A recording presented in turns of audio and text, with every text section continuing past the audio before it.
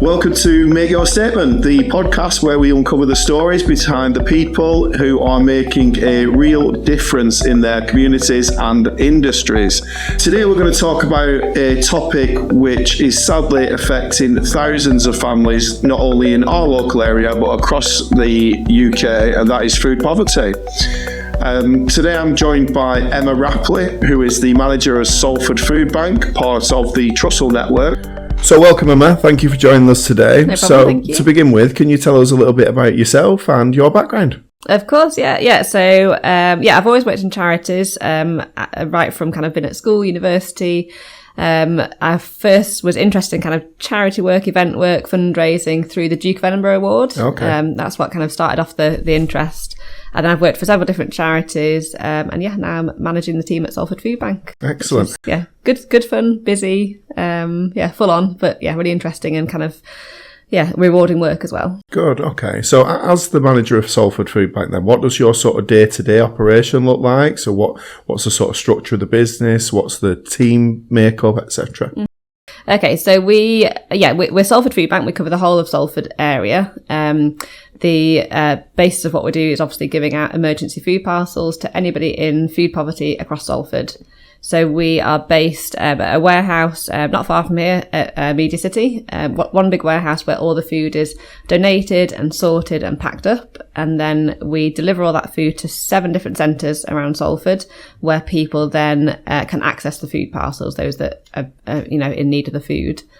Day to day is very different. The warehouse is open 5 days a week, so Monday to Friday. So myself and all the team members are there during that time. Okay. There's just 6 of us that work at the food bank, part-time staff. We then rely on about 70 volunteers, most of whom are in the warehouse. So they come in 2-hour shifts. So today, for example, we've got a shift 1 till 3 p.m. and that's the team of about 7 or 8 people who are in the warehouse, like I said, sorting the donations, packing up food parcels. Mm-hmm. There's a lot of other volunteer roles as well. So people that helped do driving roles. So they're picking up the food donations, they're dropping off donations to our centres, and then the actual volunteers that are at the centres themselves that are meeting and greeting clients, that are making cups of tea, that are having conversations with people. Excellent. Good. Mm-hmm. So Emma, Salford Foodbank isn't just about handing out food parcels, it's about helping people out of crisis, offering more long-term support to those people. Yeah. So let's start by understanding the sort of scale of the issue and your sort of involvement within that. Can you give us an overview of Salford Foodbank and its mission? Of course, yeah. So we're part of the Trussell network, which is the national network of food banks. So we're an independent charity, but under their network as well. And we basically believe that nobody should go hungry in this country. It's not right that anybody just can't afford the food that they need to live day to day, whether that be an individual or family feeding children, for example. Mm-hmm. So what we do is supply people who are referred to us with an emergency food parcel. It's 3 days worth of food. I've got a bit of an example here. Absolutely, go ahead. So 3 days covers breakfast, lunch and dinner. So we've got items such as the cereal with long life milk, long life juice. We've got... Sorry, can you reach down here?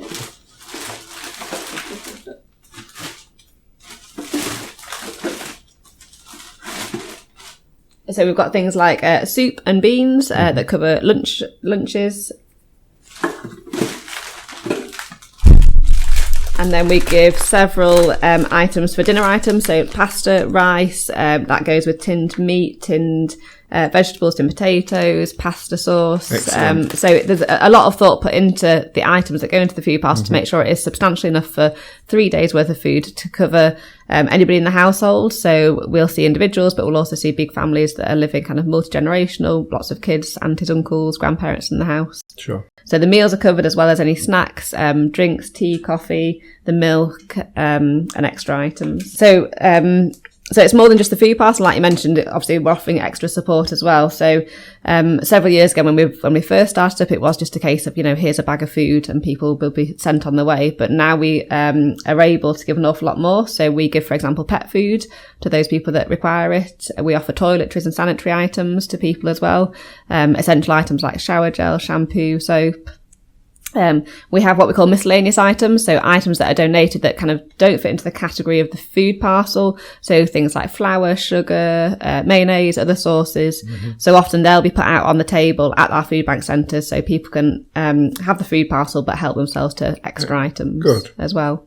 Another thing we've just recently started offering to people is SIM cards as well. Oh, right, okay. We see a lot of people that are what we call digitally excluded. Yeah, data poverty. Yeah, exactly. Yeah, so they might have an old Nokia phone, but they didn't have internet access, for example. So we do as much as we can to offer them SIM cards that have got free data on there, so they can, contact family and friends, so they're not excluded. They can access the benefits, they can, look at employment and getting back into work and things as well, which, you just can't do if you don't have a smartphone these days. Yeah, that's it. Well, I mean, people live their lives on the smartphones these days. Yeah, exactly. There's not a lot that you can do these days without requiring the need of a smartphone, whether that's, personal banking, applying for jobs, as you said yourself, looking at accessing benefits and stuff like that. So I think that sort of addition of helping people who are also suffering with data poverty is probably maybe not quite as important, but certainly getting up to being equally as important as the it's part of the whole package of we're not just food. So another project that we're working on at the moment is something called our Financial Inclusion Project. So we partner with Salford Citizens Advice. So each of our centres now have an advisor in place, so that when somebody's coming in and needs a bit of advice about maybe their housing, maybe benefits, doing a benefits check to make sure they're getting the right benefits they're entitled to. If somebody's maybe wanting to get back into work, into training, employment, our advisors can sit down with them and go through kind of their situation at the moment and help them. Brilliant. And we've seen incredible results over the last few years. A lot of people not needing them to come back to Foodbank. To give you an example, somebody on universal credit, for example, but if they've got a long-term health condition, they can apply for something called PIP, an extra benefit. And a lot of people aren't maybe aware of it, or it's a really tricky kind of form to fill in, but our advisors can help somebody fill that in and get the benefits they're entitled to. And if they've got enough money in the pocket, then they don't need, to rely on a charity like ourselves. Yeah. Excellent. Yeah. Brilliant. That's great. So what would a typical day look like for you and your team then, Emma? So we're all based at the warehouse. So we've got an office within the warehouse, just over across the Media City. They're always busy days. We have, within the day, we have a 2-hour volunteer session, and that involves about 8 or so volunteers coming into the warehouse, sorting food donations, packing the food parcels.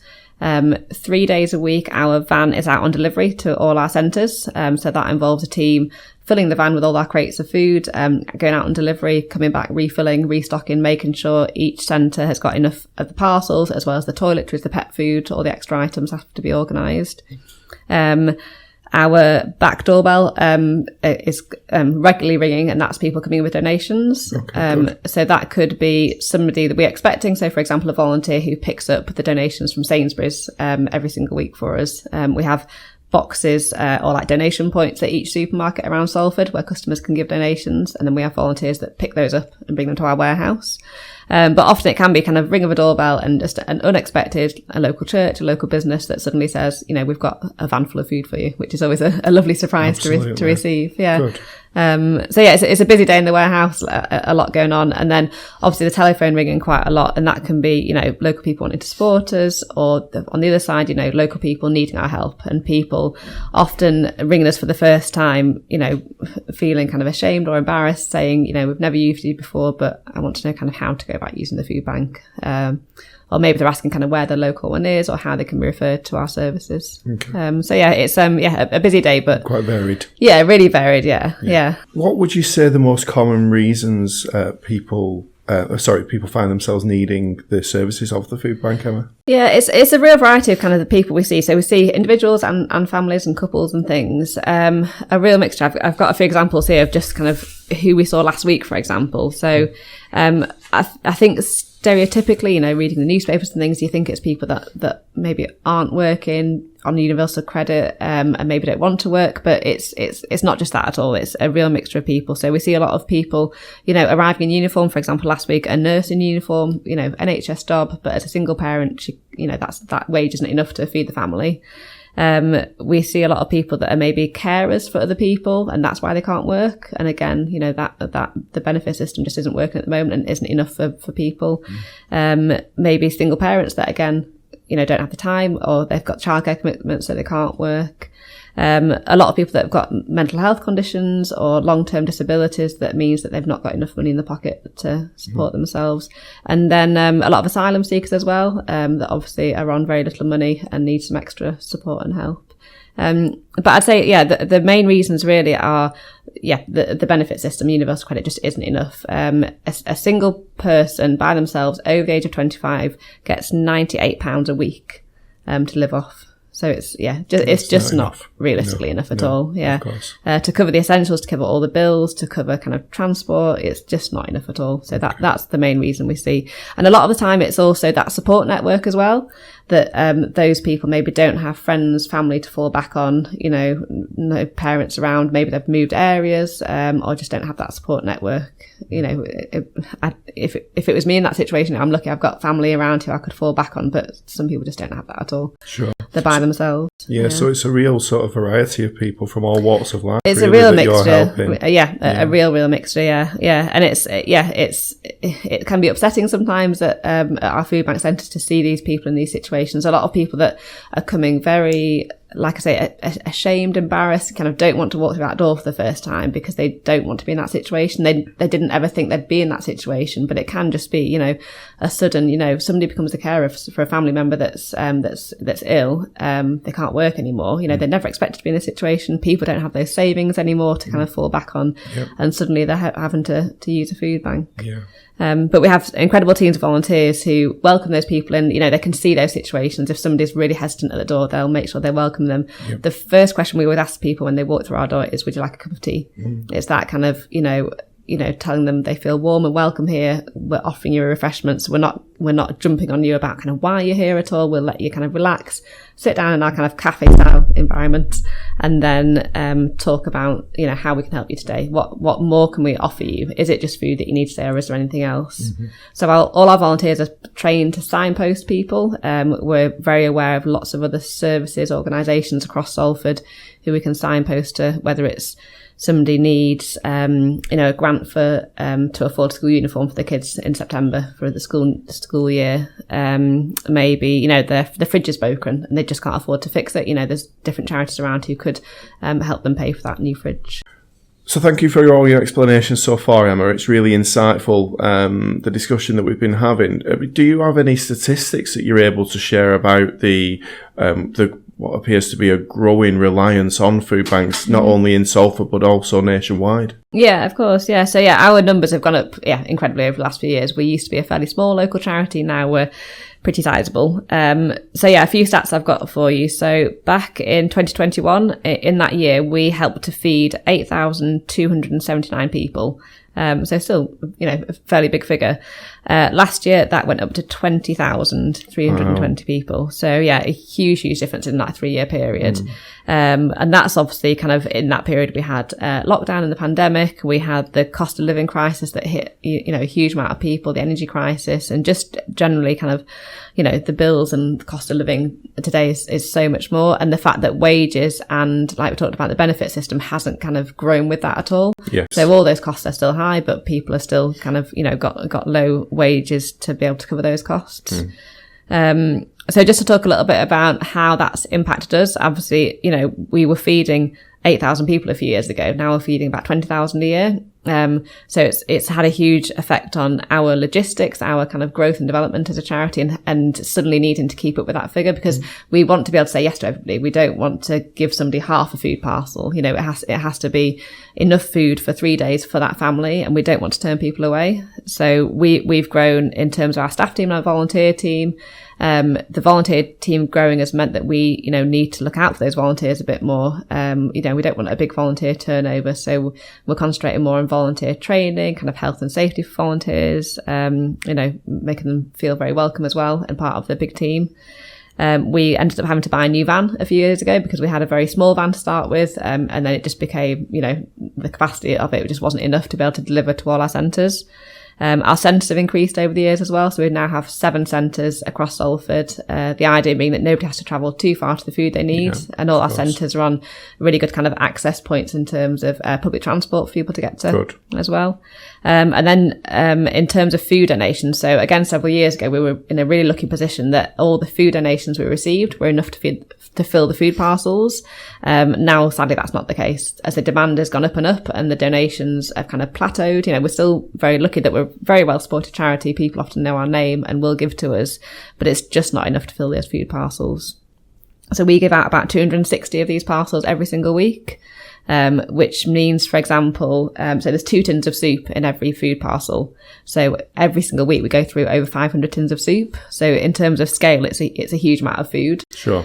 And now that the donations aren't quite enough, it means that we're now spending money on food. So we bulk order food every single week to make sure we've got enough of each item food to go in. So just last month, for example, we spent £11,000 on food alone. So it's a huge amount. So we've obviously had to scale up as a charity to make sure we're doing a bit more fundraising. We're doing more, receiving grants and funds and trusts and things to be able to keep going and not have to say no to anybody that comes through our door. Yeah. Okay. What would you say one message that you would like to share with people who don't truly understand what food poverty is or means? Yeah, it's a tough one. I suppose without being sat in our food bank centre and seeing the people walk through the door, it's really hard to understand that position that people are left in. I suppose just imagine yourself in their place. Imagine very little or literally nothing in the cupboard or the fridge. Imagine having family and not being able to feed them, and not having that support network, no one to ask. People often come in ashamed and they don't want to kind of tell their friends and family, obviously, or neighbours that they're using the food bank. We purposely, the bags that we give people obviously aren't Salford Foodbank branded. It's just like an Iceland bag or a Tesco bag. So we don't want them to walk home and for them to know they've had to come to food bank. It's very sad to see people in these situations that want to be able to support themselves. And it's then the knock-on effect of their mental health, for example. If you're hungry, you're not going to have a great mental health at all. And if you've not got money for food, it's everything else you don't have money for. You can't treat yourself. You can't kind of cheer yourself up by, I don't know, popping for a meal or popping to the cinema. That's just not an option for a lot of the people that we see.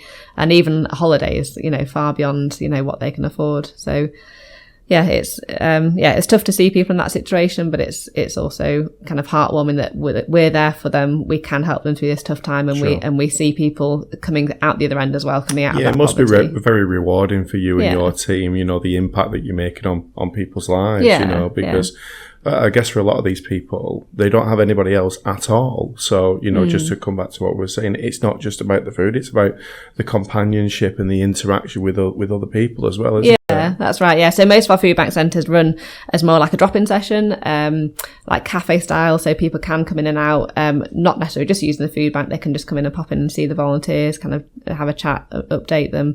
And people often do, if we're helping out with like a housing situation or a benefits issue, they'll come back and update us, or we'll work a bit more on kind of helping them out that situation. So Emma, clearly the food bank plays a vital role in the local community, but running an institution or an organisation like this obviously will not come without its challenges.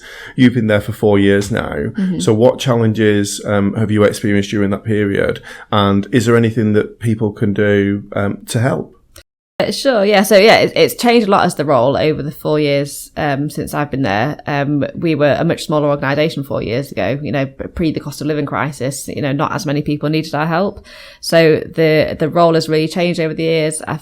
It's now that we're bulk ordering food, now that the donations aren't enough to meet the demand that we're seeing, the job is a lot more kind of logistical, I guess. So it's a lot of our time as a staff team is taken up by bulk ordering. We bulk order through like lots of different shops and kind of bulk purchases. And it's checking obviously that we're getting the right value for money, that we're getting the right items, that those items are in stock, that they're delivered to us on time. And then our volunteers' roles therefore have changed, because they used to just sort food donations. Now they're literally like unloading like Tesco trucks, and 500 tins or so. It's a lot more kind of manual handling now. Yeah. and therefore obviously all the health and safety that comes alongside that as well. And I think it's changed over the years in terms of the people we're seeing, that we are offering so much more than just a bag of food now. We've started this financial inclusion project, working with Citizens Advice, and been able to offer a lot more. So we work kind of out in the community more, making sure that our volunteers and staff are really aware of what else is going on in the community, what other organisations we can work with, how else we can support and help people as well. Excellent. Good. So, I mean, for anybody who are interested in supporting or helping the food bank, how can people make that happen? How can they assist? Yeah, we need our support. Yeah, definitely. Yeah, we wouldn't be here without kind of community support. So there's I suppose lots of different ways that people can support us, depending on if they're individual, family, a company. So food donations is the main one. We need constant food donations of all kind of the regular items that we have. We do specific appeals over the year as well. So for example, coming up at the moment, we're doing an Easter egg appeal for leading up to Easter. That obviously we need all the regular food donations, but it'd be lovely to be able to offer Easter eggs to anybody that comes to us during that period as well. We need volunteers. So we're lucky that we've got a really good kind of team of volunteers already at the food bank, but anybody extra who can offer some help would be great. And then in terms of kind of local company support, the fundraising side, so money as well as the food donations, we're currently running about £26,000 a month it costs to run the food bank. So that covers all our kind of our warehouse costs, our bulk food orders, general kind of insurance, utility bills, etc., payroll for the small staff team as well. So we've just sort of covered some of the ways in which people or businesses can help you out there, Emma. We're obviously a signage company. I'm guessing that you guys have some requirements for signage. What sort of things do you need in terms of branding, visual communications, and maybe not just what you guys need specifically for your charity, but maybe for charities as a whole? Yeah, I think, it's really important, obviously, that we get our logo, our brand kind of out there and people are aware of, who we are and what we do. So we have, a lot of branding in our warehouse itself, on the outside of the warehouse, the outside of our van, obviously as well branded to make sure people know it's a Salford Foodbank van. And we have it for fundraising, so posters, for example. We use a lot of little shopping lists, so we do a lot of collections at supermarkets. So we'll have volunteers sometimes standing at supermarkets giving a shopping list to a customer saying, if you can do shopping today and add an extra item or two to your shop, and we can donate it back to the food bank. But then also, I suppose, for actual our food bank centres, to make clients aware kind of where the food bank session is. So we have A-boards outside our food bank sessions, kind of, pointing people in the right direction so they know where they're coming as well. So quite a lot then. Yeah, a real mixture, yeah. And I guess on the fundraising side, more for companies and schools and churches to know kind of, the items of food we need and how they can fundraise for us. Sure. And the sort of things that you guys use or need, would that be quite common in the charity sector as a whole? Yeah, I guess so. Yeah, general signage. Yeah, for buildings, for warehouse, for sessions. Vehicles, etc. Yeah. Good. Yeah. Okay. So Emma, we've spoken in depth really about the current issues and how things have changed over the years. What does the sort of future look like for this position and for these people who are relying on this service, and what do you think the solution to the problem is? Our goal, I suppose, is not to be here. We don't want to be here as a food bank. We don't want people to rely on our services as a charity. But I think it's a very kind of long-term goal because of the amount of people we're currently supporting, about 450 or so people each week. So, it's a tricky one, isn't it, as to what the solution is, why these people are in poverty in the first place. A lot of people say, look back 40 years ago, there wasn't such thing as a food bank. What were we doing differently back then? And whether it's a government issue, a benefit system issue, just, if that universal credit amount was increased just slightly, it would make a massive difference. But obviously that's not the answer for everyone. If it's more to do with employment opportunities locally, our ability to work. Exactly. Yeah, it's a real mixture, isn't it, of issues that people are facing, and I don't think there's no miracle answer, but we're happy to be here for as long as those people need us, but at the same time we don't want to be here. We'd love to see a future where people don't need to rely on charities like ourselves. And maybe kind of to move on to other charities out there in Salford and Manchester that are more what we call kind of community grocery stores, food networks. So we're a free service. We give emergency food parcels, but then we signpost people onto other services, other food charities, where often they can pay a small membership and have kind of more free choice. Often it's laid out like a shop, and they can choose different items, and they just get a lot more value for the money rather than going to a supermarket, for example. Okay. So yeah, maybe that's a better option in future than or food a partial banks. solution. Yeah, or a partial solution that at least that the people are paying for that, so maybe don't feel like they're kind of relying on a charity as much, so they are paying for that service, and there's more choice there as well. But there's obviously a lot of other charities, and we're all great causes, and a lot of people are relying on us. So thank you for joining us today, Emma. It's been a really insightful and eye-opening chat with you today. Obviously, we're pleased to support you in any way that we can. But if anybody else out there, any of our viewers or anybody who comes across our podcast would like to support, how could they find you? What's the best way of contacting you? Fab. So we've look for our website, Salford Foodbank. We're on Instagram and Facebook, so that's a great way to follow us and keep updated about our work and any way they can support. And I suppose the main thing is please give your food donations to us.